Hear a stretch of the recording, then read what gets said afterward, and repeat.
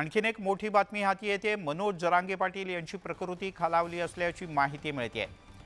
मराठा आरक्षणासाठी आंदोलन करणारे मनोज जरांगे पाटील हे संभाजीनगरमध्ये उपचार घेत आहेत। काल बीड दौऱ्यावर असताना त्यांना अस्वस्थ वाटू लागलं, त्यामुळे त्यांना पुन्हा रुग्णालयात दाखल करण्यात आलं होतं। यावेळी त्यांची तपासणी सुरू करण्यात आली। यासोबत त्यांना आता सलाईन सुद्धा लावण्यात आलाय। मोठा थकवा जाणवत असल्यानं पुढचे 3 ते 4 दिवस त्यांना पूर्ण विश्रांतीचा सल्ला डॉक्टरांनी दिला आहे।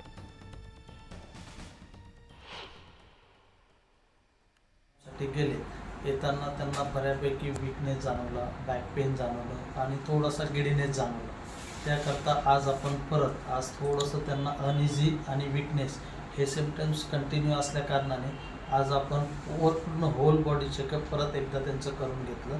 त्यामध्ये ECG, blood test, echo, USG म्हणजे किडनीची, लिव्हरची ह्या सगळ्या टेस्ट केल्या। त्यामध्ये डिहायड्रेशन सिव्हिअर आहे हे परसिस्टंटली आणखीनही आपल्याला जाणवतं आणि त्यांना आरामाची आणि हॉस्पिटलायझेशन राहण्याची आवश्यकता आणखीनही पुढचे 3-4 दिवस आहे।